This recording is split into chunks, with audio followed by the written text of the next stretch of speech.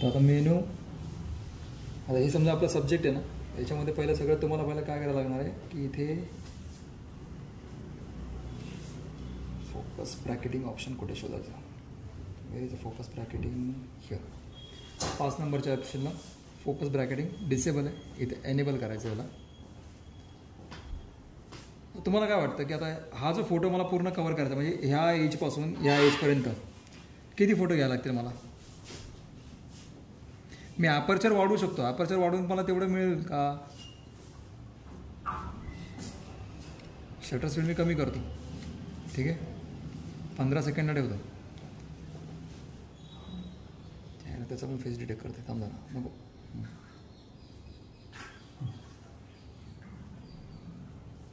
अरे 100 photo click केले का त्याने? नाही, एनेबल केलं होतं, सॉरी.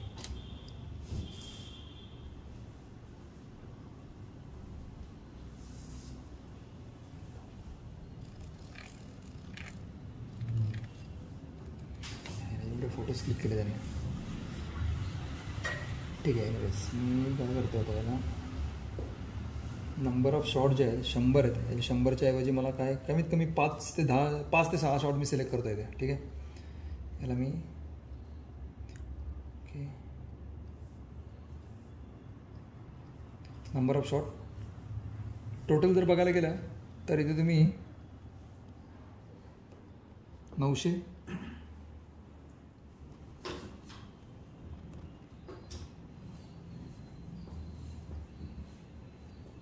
999 फोटोज तुम्ही क्लिक करू, शॉट्स घेऊ शकता आणि ते मर्ज करू शकता, असं त्यांचं हे दिलेलं आहे ऑप्शन.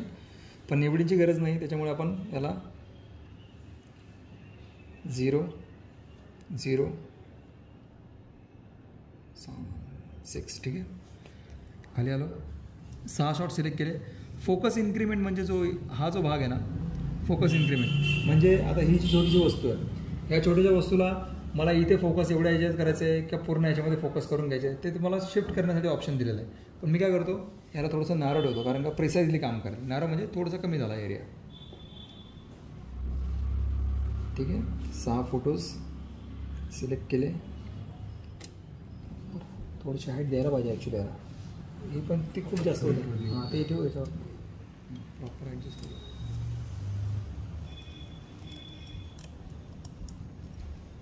ठीक आहे. आता काय करतो, इथं अपर्चरची एवढी गरज नाही आपल्याला, तर मी आता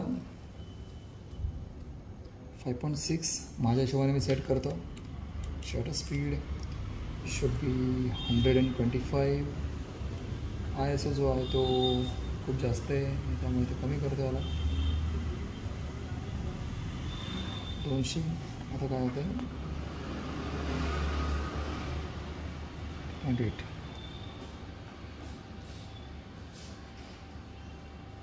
शटर स्पीड थोडंसं कमी करतो, जेणेकरून परफेक्ट शॉट मिळाला पाहिजे, ठीक आहे.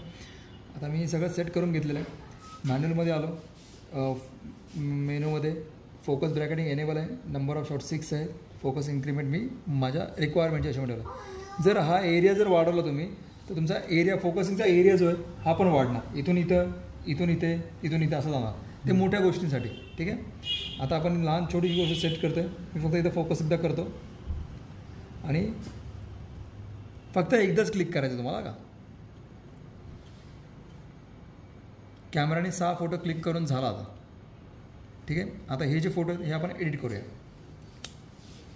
आपण म्हणतो ना की आपण रॉमध्ये फोटो क्लिक केलेत, मग ते JPGमध्ये करायचे, अशा 1000-1200 फोटो ते कसे करायचे एकदम फोटोशॉपमध्ये तुम्ही ते ॲक्शन लावा लागेल. हां कन्वर्ट करायला सगळं. आता समजा मला समजून घ्या की हे सगळेच माझे रॉ फोटो आहेत. मी काय करणार, कंट्रोल आहे, सगळं सिलेक्ट केलं, वरती सेव्हचं ऑप्शन आहे बघा, सगळं आलं. एक तुम्हाला एकदाच फक्त कमांड देऊन टाकायची, कुठे तुम्हाला सेव्ह करायचं ते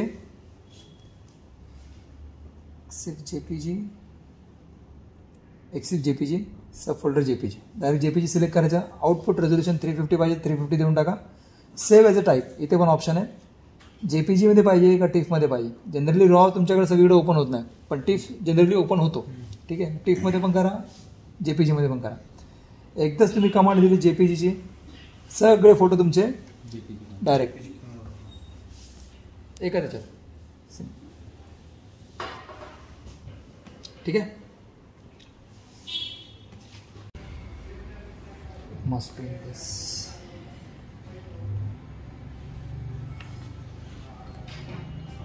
ठीक आहे. शेवटचे 6 फोटो. 1 सिलेक्ट करा. 2 3 4 5 6. ठीक आहे. सिलेक्ट केले. टूल्समध्ये यायचं. डेप्थ कंपोजिटिंग टूल हा एक ऑप्शन आहे. याच्यात यायचं. Start depth compositing tool. इथे तुम्हाला विचारतं तुम्हाला काही छोट्या गोष्टी काय ॲडजस्टमेंट वगैरे करायचे आहेत का. नाही. इथं फक्त एकदा ऑप्शन सिलेक्ट करून टाका. ब्राउज कुठं सेव्ह करायचं ते. सो मी आता इथे याला डेस्कटॉपचा फोल्डर देतो. डेस्कटॉपच्या फोल्डरमध्ये मी याला फोल्डर नाव टाकतो. इथे स्टॅक. कुठे गेला फोल्डर.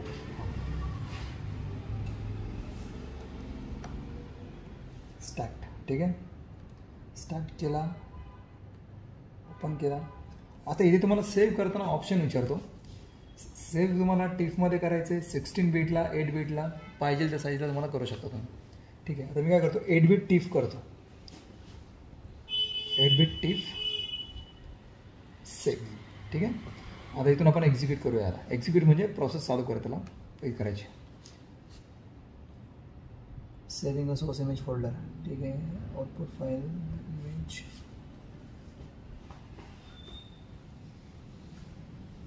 ओके. तो सगळ्या गोष्टी ॲडजस्ट करणार आता. फोकस कुठून कुठं काय करायचं आहे सगळं.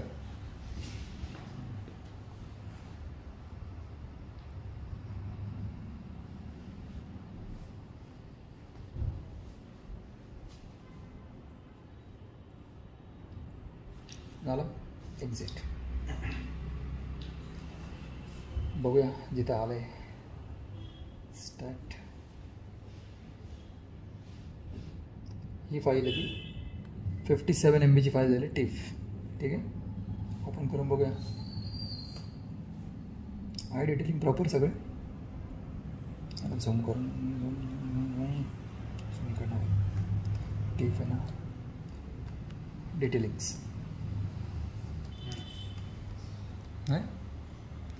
जर मी नंबर ऑफ शॉट वाढवले तर हे पण फोकसमध्ये येईल. ही पण फोकसमध्ये येईल. ठीक आहे.